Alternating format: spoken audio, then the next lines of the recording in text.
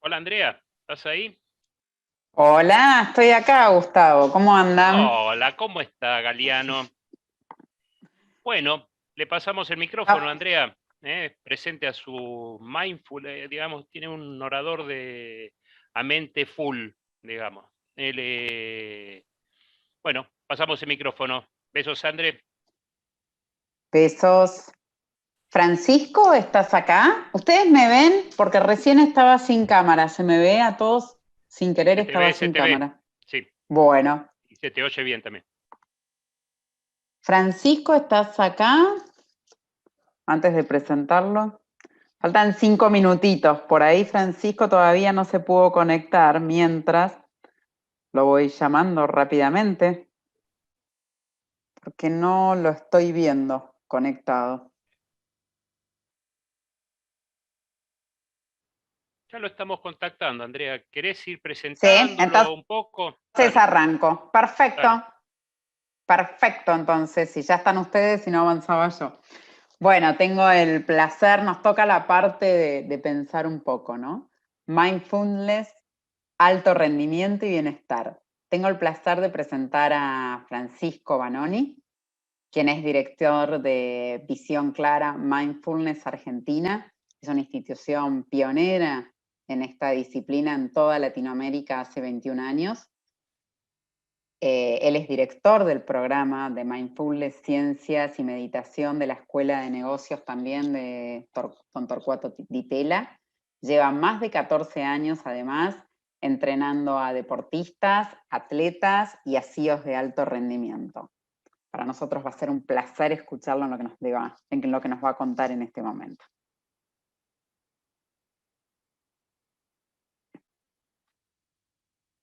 Ahí ya me avisan que Francisco está ingresando. Hola, Francisco. Hola, ¿qué tal? ¿Nos Buenas tardes, ves? Andrea. Sí, ¿Qué los veo tal? perfecto. Encantada. Ya te hice una presentación ganando tiempo mientras que te subías, así que ya está todo el mundo predispuesto para escucharte. Un placer. Bueno, igualmente, Andrea, muchas gracias. ¿Estamos bien hasta menos cuarto de horario? Sí, Sí, fenómeno. estamos perfectos. Perdón, estaba en mute para no hacerte ruido. Bueno, bueno, muchas gracias. Bueno, fenómeno. Muchas gracias por la presentación. Voy a hacer una breve introducción teórica del mindfulness. Bueno, si recuerdan el título de estos, este espacio, tiene que ver con el bienestar y el alto rendimiento. Les cuento brevemente, yo me dedico hace varios años a trabajar en alto rendimiento corporativo y deportivo, y lo que fui descubriendo fue que al principio linkear o relacionar el alto rendimiento y el bienestar parecía utópico incluso, ¿no? Hay todavía una creencia instalada que para poder lograr un buen rendimiento, tanto en el ámbito corporativo como deportivo, necesitas de alguna forma sobreexigirte, sobreadaptarte, bueno, eso tiene un montón de repercusiones en nuestra salud y por ende también en el rendimiento. Entonces, de alguna forma era como un círculo vicioso, ¿no? Y lo que fui descubriendo e investigando en estos años es que cuando uno se enfoca en trabajar sobre el bienestar, eh, bueno, eso influye positivamente en el tema del rendimiento y los resultados. Bueno, ahí Natalia dice que ve negro. Yo tengo una camisa azul, pero no sé si el resto me ve bien o es un tema ¿Sí? ¿Me ven bien? Ok, Sí, bueno. Francisco, yo te estoy viendo bien. Por ahí será alguna Ah, conexión bueno. Bueno, de Natalia, entrar y lo salir. siento. Sí. Así que bueno. Bueno, entonces vamos brevemente con la presentación formal y ya después vamos a hacer una práctica. Bien. Un momento, por favor. Ahí está, ahora sí. Bueno, muy probablemente ustedes ya estén familiarizados con el mindfulness, básicamente porque, bueno, está incorporándose en muchas empresas en lo que es el área de bienestar. Pero bueno, brevemente, aquí lo tienen a Jon Kabat-Zinn. Jon Kabat-Zinn es el fundador del programa MBSR, Ese programa es el programa más importante por evidencia científica y por cantidad de programas que se han dado en estos 40 años del mindfulness, ¿no? Es el más importante de todos, es el más reconocido en cuanto a investigaciones. Bueno, nosotros tuvimos la oportunidad en Visión Clara de conocerlo a Kabat-Zinn. De hecho, somos una organización familiar. Mi mamá empezó con mindfulness hace 20 y pico de años, y bueno, en su momento lo invitó a John a venir acá a la Argentina, así que bueno, tuvimos la oportunidad de conocerlo. Y esa foto que ven ahí, bueno, ya tiene algunos años más que la foto, pero fíjense que es muy simbólica porque, bueno, tiene el estetoscopio, él es médico de profesión, pero al mismo tiempo está sentado en una postura que podríamos llamar una postura de meditación.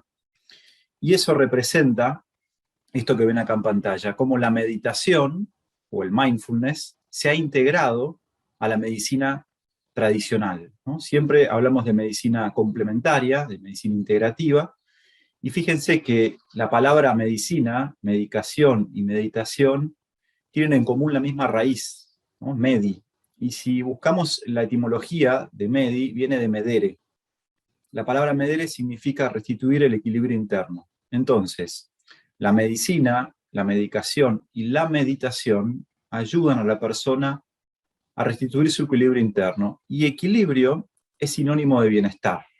La diferencia más tangible entre la medicación y la meditación, bueno, lo que ustedes evidentemente están ahora analizando, ¿no? Que es la medicación, si bien uno tiene que tener cierto rol activo para acordarse de tomar la medicación, después hay un proceso químico que lo hace directamente la medicación, ¿no? El medicamento, mientras que la meditación también promueve un proceso eléctrico y químico en el cerebro, pero a partir de un rol activo, o sea, a partir de un entrenamiento.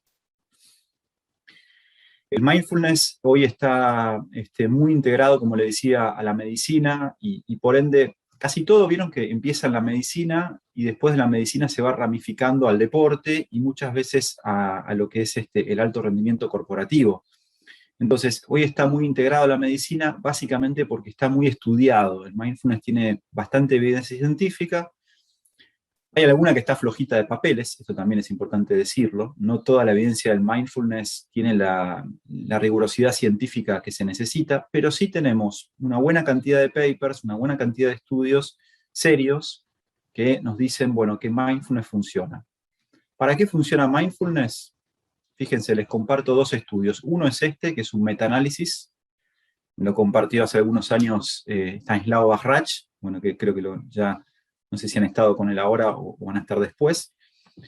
Y lo que nos gustó mucho de este metaanálisis, un metaanálisis es un gran análisis o una gran conclusión de pequeños estudios, o la suma de muchos estudios que tienen un denominador común, en este caso el mindfulness. Fíjense los números. Para los que les gustan los números, los contadores, los ingenieros que están ahí del otro lado, 209 estudios, 12.145 participantes, y la conclusión, la traduzco al español, es que el mindfulness como una terapia es un tratamiento efectivo para diferentes variedades de problemas psicológicos, en particular o en especial efectivo para reducir la ansiedad, la depresión y el estrés. Entonces aprovecho y les pregunto, para que se contesten ustedes mismos, ¿han vivido en estos últimos días, en estas últimas semanas, en este último año, momentos de ansiedad, momentos de estrés, momentos de regulación emocional? ¿Ustedes, sus familiares, sus colegas, su equipo de trabajo? Bueno, probablemente la respuesta sea sí, ¿no? La respuesta sea sí. Entonces, por eso es que también el mindfulness cada vez se está integrando más a diferentes campos. Y el otro análisis que quería compartir con ustedes, el otro estudio, esto es un paper, bueno, se dan cuenta que es una foto, pero me gusta mucho por dos razones. Primero, porque fue publicado por la Sociedad Americana del Corazón, o la American Heart Association. Los que tengan buena vista o anteojos van a ver ahí arriba a la derecha el loguito. Fíjense que comparten el logo con la American Stroke Association, o sea, acá nos habla ya la relación cerebro-corazón. Y bueno, es una sociedad muy, muy científica, de las más científicas del mundo. Y hace algunos años atrás, estaba tratando de acordarme hoy, que ya con el tema de la pandemia se me cruzaron un poco los años, no sé si les pasó a ustedes, pero estamos hablando de 4 años atrás aproximadamente. Bueno, ellos publicaron este paper que ven acá, que obviamente quien quiera se lo puedo compartir gustosamente, todo el paper, donde la conclusión de ese paper es que la meditación hecha de manera sostenida ayuda a reducir los síntomas riesgosos o los hábitos nocivos que pueden generar un riesgo en la salud cardiovascular. Estoy hablando del tabaquismo, estoy hablando del sedentarismo, de la obesidad, de la mala alimentación, del estrés, de dormir, de la falta de sueño, digamos, ¿no? Estoy hablando de esos factores que hacen que aumente la posibilidad de tener algún tipo de desregulación a nivel cardiovascular. Entonces, lo que ellos investigaron fue que la meditación ayuda a regular esos factores de riesgo. Esto quiere decir que si uno practica meditación, posiblemente te ayude a poder dejar el cigarrillo, la meditación posiblemente te ayude a hacer ejercicio todos los días, a comer de manera más ordenada, a dormir mejor. Bueno, entonces, a partir de esa mejora o esa disminución de los factores de riesgo, mejora por consecuencia la salud cardiovascular. Esto fue, como les decía, hace 4 o 5 años, y hace 2 años atrás, ya la American Heart Association hizo un programa de meditación. Ellos querían saber cuál era el impacto de la meditación en las personas con presión arterial alta. También lo tengo el paper, así que quien quiera se lo puedo compartir. Y bueno, a un grupo les proveyó de capacitación en meditación durante un año, o sea, un grupo meditaron durante un año 1 hora por día. Otro grupo tomó medicación pertinente para reducir la presión arterial, y otro grupo era un grupo placebo, ¿no? Todos sabemos que el grupo placebo es muy importante para una investigación de esta rigurosidad científica. Bueno, ¿qué descubrieron? ¿Cuál fue la conclusión? Se los cuento así, medio liganito, ¿no? La conclusión fue que tanto el grupo de meditadores como el grupo que tomaba medicación para reducir la presión arterial lograron mantener su presión arterial regulada durante todo un año. La diferencia está que el primer grupo o el segundo grupo lo hizo tomando medicación, y el primero solamente practicando meditación. Entonces, es importante, ¿no? Esta conclusión, porque nos habla que el mindfulness y este tipo de meditación nos ayuda en el proceso de autorregulación. Entonces, bueno, me pareció importante plantear esto, sobre todo porque hoy hay muchos tipos de meditación, porque se dan muchos tipos de meditación, o sea, hay muchas personas dando meditación, y no es todo lo mismo, no es todo igual, ¿no? A mí me pasa mucho con deportistas que a veces los voy a ver, ¿no? Y me dicen, no, bueno, yo ya medité, yo ya hice meditación, y cuando te fijas un poquitito qué es lo que hacen, bueno, no es lo mismo. No es ni mejor ni peor, pero es distinto. Entonces, la meditación hecha de manera sostenida promueve el bienestar. Ahora, ¿qué es el bienestar? ¿No? También han tenido, o van a tener ahora un segmento bien enfocado en eso, en el tema del bienestar. Pero el bienestar que yo defino, o que definimos en Mindfulness, en Visión Clara, tiene que ver con algo absolutamente objetivo. Vieron que a veces el bienestar tiene que ver con algo subjetivo, decir, bueno, a mí me hace bien tal cosa, a mí me hace bien otra, lo que a mí me hace bien por ahí al otro no le hace bien. Eso es algo más subjetivo, es experiencial, ¿no? Es como muy personalizado. En este caso, yo voy a tomar una definición lo más objetiva posible, que es definir al bienestar como un estado neuropsicofisiológico. Bien, o sea, estamos hablando neurocerebro, psicomente y fisiológico cuerpo. Entonces, es un estado, ¿bien? Y que, como les decía, está muy relacionado al equilibrio. Bienestar y equilibrio podríamos llamarlo casi como sinónimos.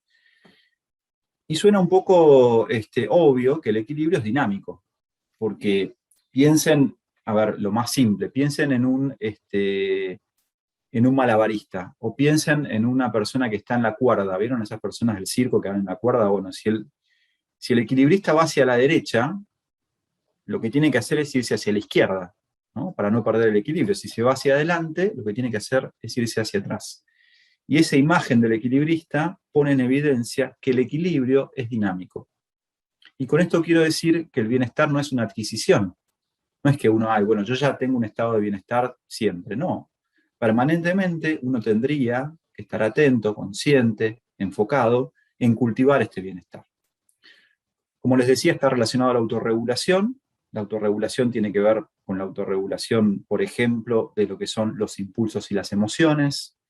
La autorregulación tiene que ver con lo que tiene que ver con todos los sistemas, ¿no? Por ejemplo, el sistema endocrino, el sistema inmune. Bueno, hoy lo que se sabe es que, si bien esos sistemas tienden a ser la gran mayoría autónomos o automáticos, podemos incidir en la regulación de esos sistemas por la práctica meditativa. Y el otro auto es el autoconocimiento, ¿no? Es muy importante y está muy ligado al bienestar el tema del autoconocimiento.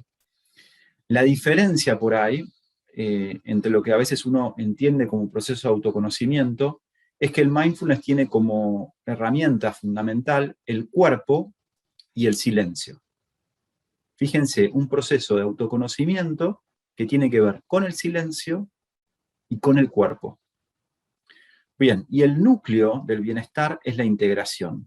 No me voy a detener mucho en esto, sí me interesa que les quede ahí resonando la palabra integración. Entonces, ¿cuál es el desafío? Estimular ese estado. ¿Bien? O sea, entrenar ese estado de bienestar. Y el otro desafío es pasar de estados de bienestar a rasgos. Porque algo que se sabe hoy es que el cerebro, si uno realiza un entrenamiento de manera sistemática, en el caso del mindfulness, va haciendo cambios y va pasando de funciones a estructuras. Esos cambios son funcionales y luego son cambios estructurales. Entonces, cuando los cambios son estructurales, estamos hablando del bienestar como un rasgo de la persona.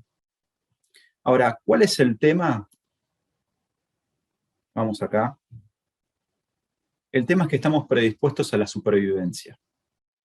O sea, ¿por qué nos cuesta tanto estar en estado de bienestar? ¿Por qué nos cuesta tanto cultivar el bienestar? Porque estamos predispuestos a la supervivencia, ¿bien? Y evidentemente, supervivencia no es bienestar, no es lo mismo, ¿no? La supervivencia, cuando digo una predisposición, estoy hablando de una predisposición genética, estoy hablando de una predisposición medioambiental y estoy hablando de una predisposición cultural, ¿no? Entonces, genética, medio ambiente y cultura, que lo que hacen es reforzar este estado también neuropsicofisiológico de supervivencia. Bueno, 3 cositas muy chiquitas, me interesa que podamos hacer una práctica, obviamente, de mindfulness, pero 3 cosas muy chiquititas importantes sobre nuestro cerebro. ¿Por qué les cuento sobre el cerebro? Porque esta evidencia científica que nosotros vimos, y muchísimas otras más, se basan también en el estudio del cerebro, es decir, qué pasa en el cerebro cuando se practica mindfulness. Entonces, primero, comprender que el cerebro es un órgano excitatorio por excelencia. O sea, esto quiere decir que el cerebro se estimula con cierta facilidad, ¿no? Que al cerebro le gusta aprender, ¿no? y que se excita con facilidad. Segundo, que el cerebro tiene la capacidad de condicionarse, y sobre todo en los primeros años de vida, porque en los primeros años de vida es cuanto más activación eléctrica hay.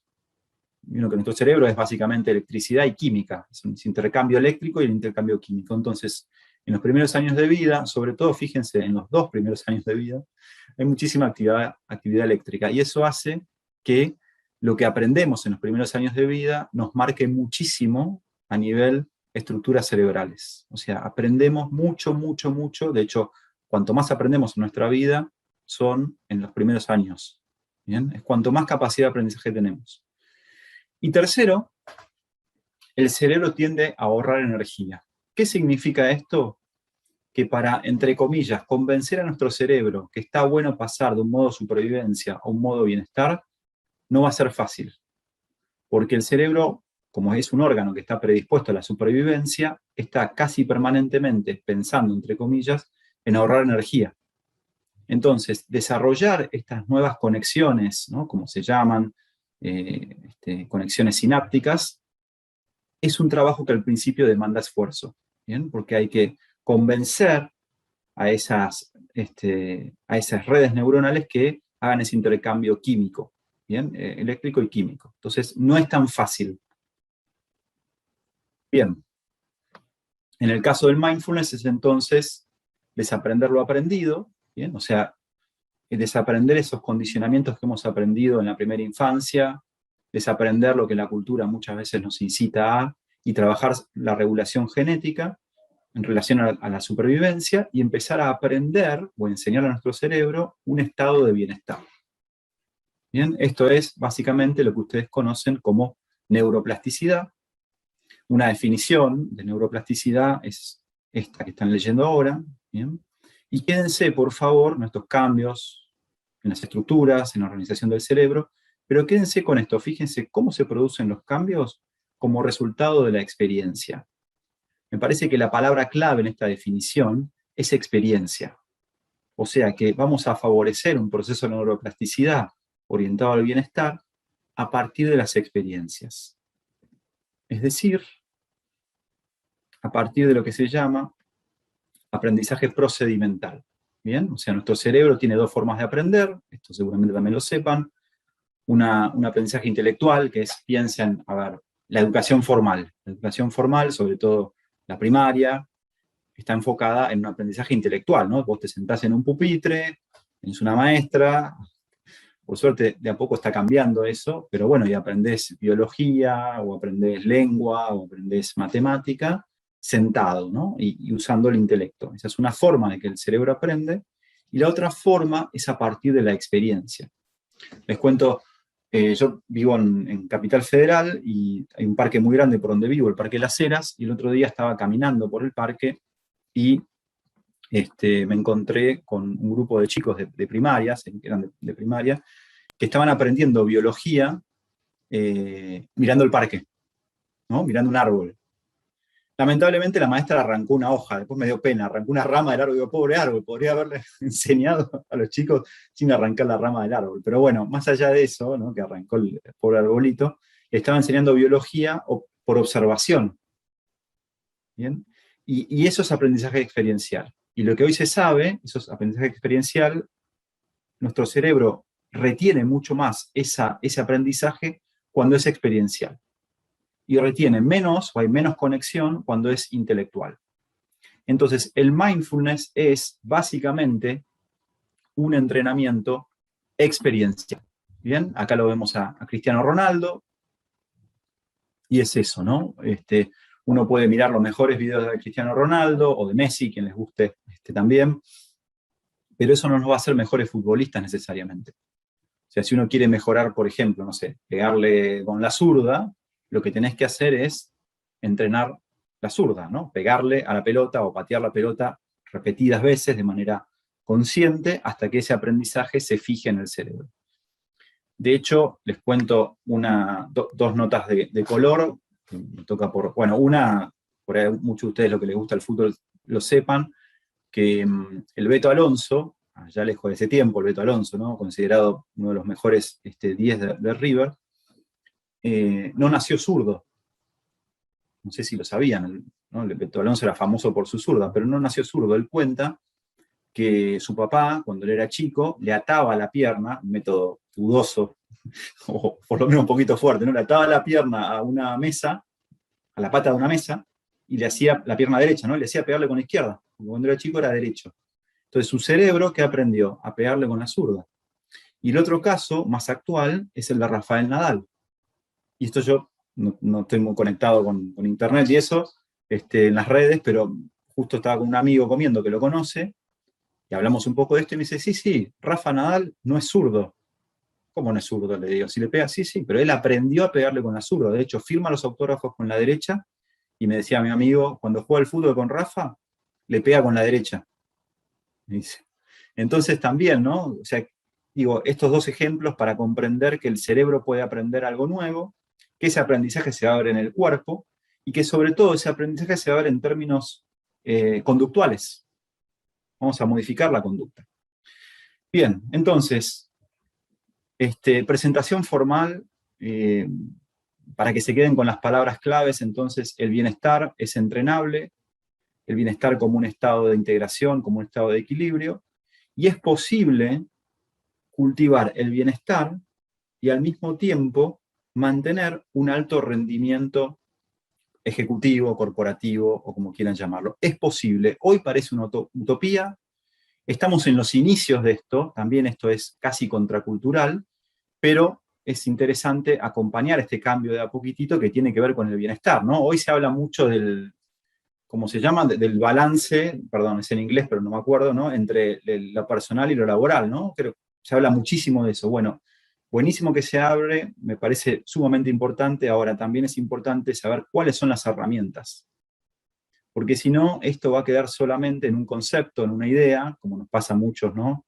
Que a veces cumplimos con ciertas cosas, pero que no tienen profundización. Bueno, entonces la idea es que ustedes se lleven tal vez una experiencia del mindfulness para saber que el mindfulness es una herramienta muy poderosa, muy basada en evidencia científica, para cultivar el bienestar en el alto rendimiento. Bien, esa es la otra cosa, y con esto vamos a hacer una práctica. A veces uno se imagina que la meditación tiene que ver con un monje budista o con un hippie, todavía, ¿no? Uno dice, sos un hippie porque meditas, y en realidad no, yo no quiero dar nombres porque no quiero mantener la privacidad, pero a mí me toca entrenar a chicos que juegan en la selección de fútbol argentina, chicos que juegan al tenis en máximo nivel, polistas que juegan también en máximo nivel, y les gusta ganar, y les gusta competir, y les va bien, y bueno, y no pasa nada, siguen, o sea, meditan y no va en detrimento de su rendimiento, al revés, todo lo contrario. Bueno, entonces, los voy a invitar a hacer una práctica, y vamos a cerrar con una práctica, o sea, tenemos 10 minutitos para hacer una práctica, y como les decía al principio, los dos elementos del mindfulness, los dos elementos esenciales, son el cuerpo y el silencio. O sea, el cuerpo y el silencio modifican las funciones y las estructuras cerebrales. ¿Bien? A veces vieron que uno dice, no, bueno, entrenar la mente. ¿Qué es entrenar la mente? Pensar en positivo. Bueno, podría hacerlo. En este caso, en el caso de mindfulness, entrenar la mente sería entrenar desde el silencio y desde el cuerpo la modificación del cerebro, órgano, materia, y esa modificación del cerebro va a generar una modificación de la manera de percibir y pensar el mundo. O sea que el cerebro va a cambiar la mente. ¿Bien? Entonces nosotros no trabajamos, bueno, Stani, que trabaja como biólogo, trabajan al revés.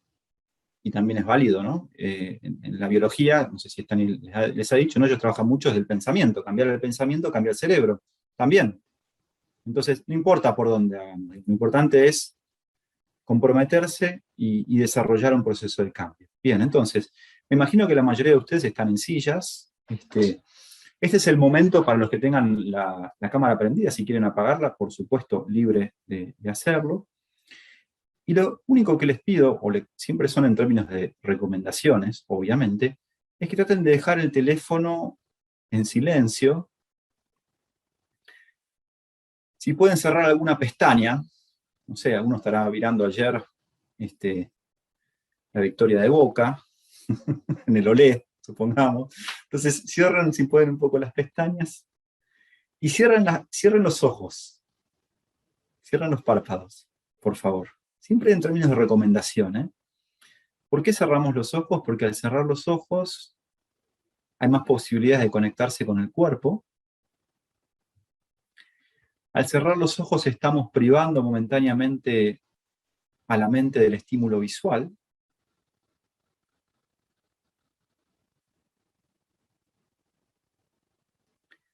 Y en esta pequeña práctica de mindfulness, con los ojos cerrados en la postura de sentados, simplemente tomen conciencia, por favor, sin modificar todavía, de su postura. No cambien nada, ¿eh? Traten ahora de sentir cómo están sentados, cómo están sentadas, sin cambiar nada. Entonces, registren, por ejemplo, si sienten que están bien apoyados de manera equitativa entre el glúteo derecho y el izquierdo. A ver, ¿estoy más apoyado sobre el derecho, sobre el izquierdo? Registren ahora si las manos tienden a estar cerradas. ¿Cómo están las manos? Registren si los hombros suelen estar ahora subidos a las orejas. Y por último, registren, por favor, la posición de su columna vertebral. No espalda, columna. Sientan su columna. Registren si la columna está erguida o tiende a torcerse, tiende a deprimirse. Sientan la zona lumbar. También la cultura hace que las mujeres, en general, por imitación, tengan la columna lumbar con tensión de más. A ver si hay tensión de más en la columna lumbar. Y los hombres, los varones, de menos. Traten de sentir al cuerpo desde la cabeza hasta los dedos de los pies, desde la cabeza hasta la yema de los dedos de las manos.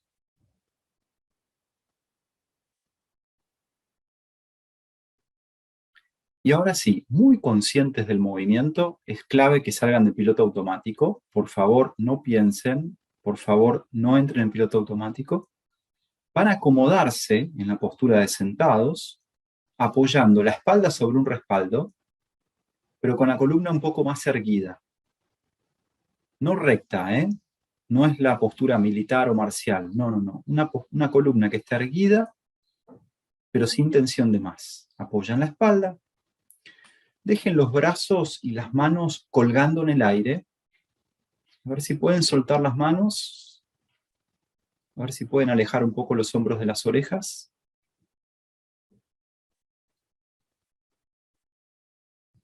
Aflojen los músculos de la cara, aflojen la mandíbula, coloquen la punta de la lengua en contacto con el paladar.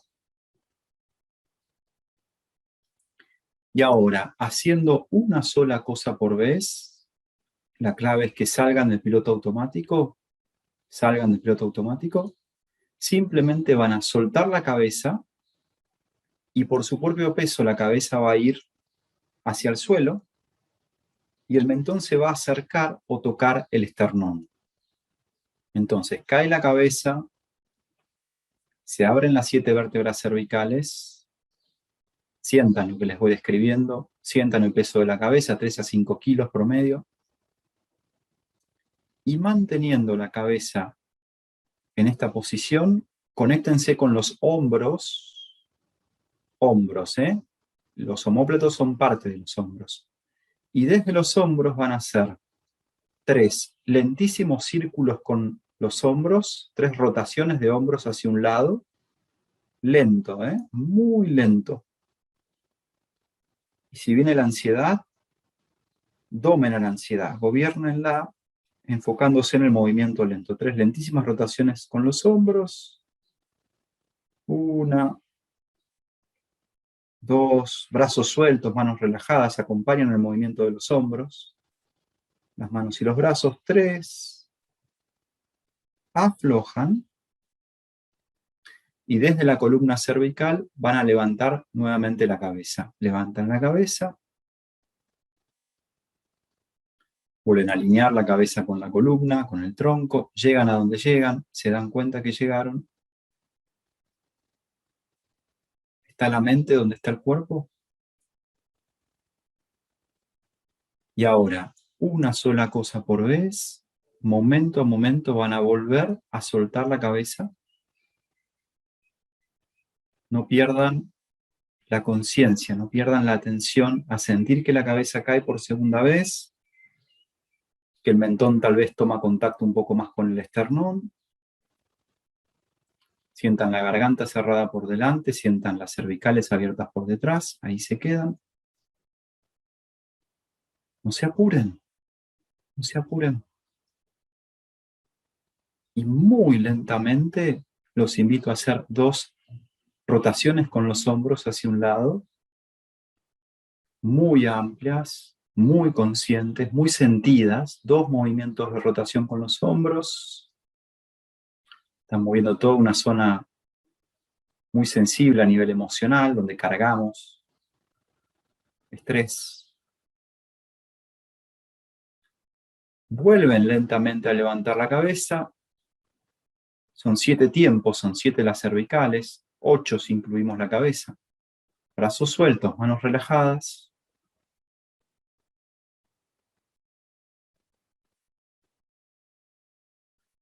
Y en una última experiencia, última vez, van a volver a soltar la cabeza. Cae la cabeza,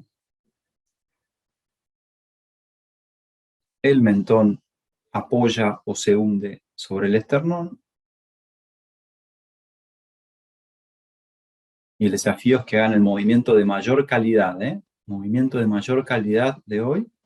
Van a hacer una sola rotación amplísima con los hombros bien amplia, hacia las orejas, hacia atrás, hacia abajo, hacia adelante.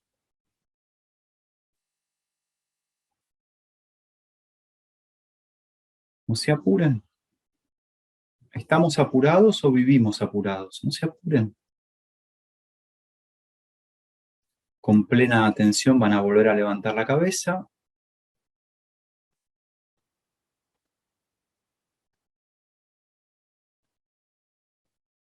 Los invito ahora a apoyar las manos sobre los muslos. Cuiden de no subir los hombros a las orejas. Y vamos a cerrar esta práctica con silencio, o desde el silencio, donde los voy a invitar a que simplemente puedan sentir la respiración en silencio. Conectados con el cuerpo, conectados con el presente. Simplemente sientan la respiración en este momento, nada más.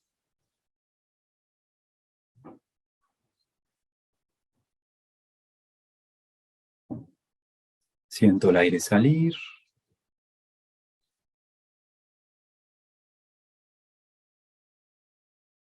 Siento el aire entrar.